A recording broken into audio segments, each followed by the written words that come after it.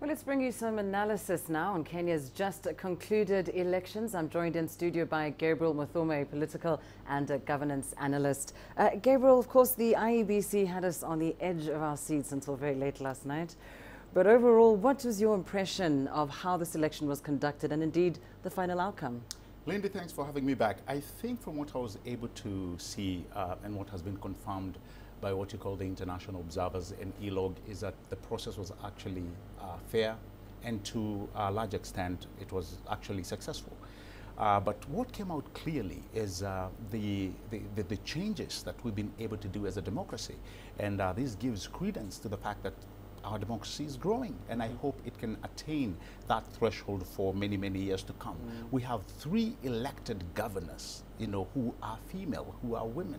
Such a great move in our democracy. We have some of the youngest governors and legislators. You saw a governor at the age of 32. That's an amazing thing, elected, Governor Sang. You saw a legislator in Lower Eastern, a 23-year-old MP. I mean, it's going the right direction. But I know we are coming of age. I mean, from 2007, 2008 to 2013, we've come to a situation whereby you could not place anything that went wrong, hardly, even though we had small, ifs and bits, what you'd call a situation where things never went smoothly, but they were able to rectify. You saw there was a delay, like in places like Turkana. IEBC was able to come and actually cover that very well, even though election went into the night, but they were able to get results and people to vote until the last man in Turkana voted.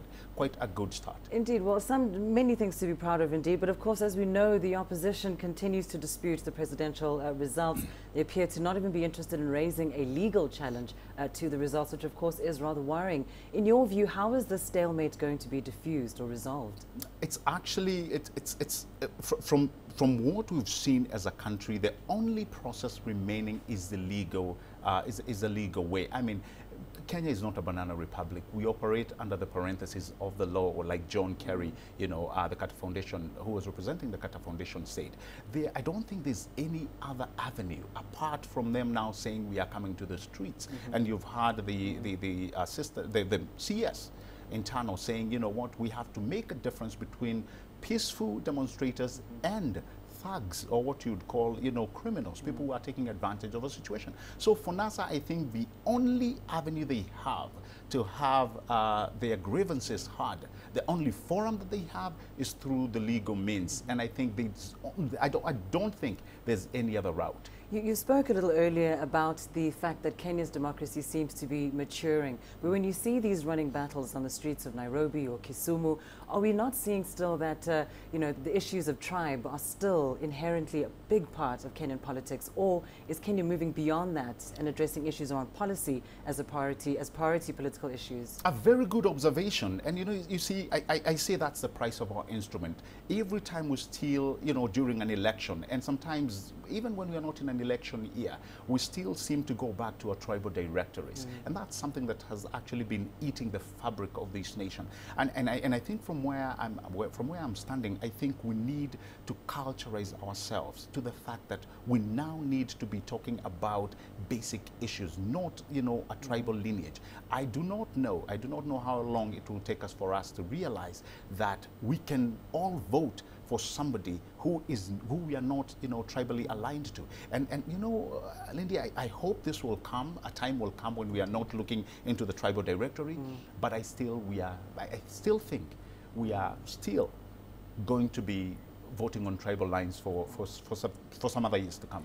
And indeed, on that note, with this being a very hotly contested election, it seems that now the president-elect, Uhuru Kenyatta, has a lot of important tasks coming up ahead, one of which will be unifying the nation once more. But apart from that, what would you say will be his key priorities that we should look out for perhaps in the first 100 days? Now, one you've just actually mentioned and alluded to, and that's, bringing everybody together. I think right now that will be his core task. Remember, 6 million plus people did not vote for him. He must go out there and ensure them that you're part and parcel of what I call the 45 million, because that was his slogan in his campaign, 45 million strong. So he must ensure that these people understand, and I need the trust from them so that I can be able to run this country effectively. The other thing, you know, he's done quite well, give him that, on what I call the hardware issues. These are the, you know, the developments, the SGR, the infrastructure, you know, the last mile penetration. But there are still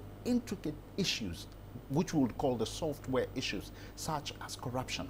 He has to put his foot down on corruption. Whether that catches on his friends or the people who are allied to him, he really must be seen.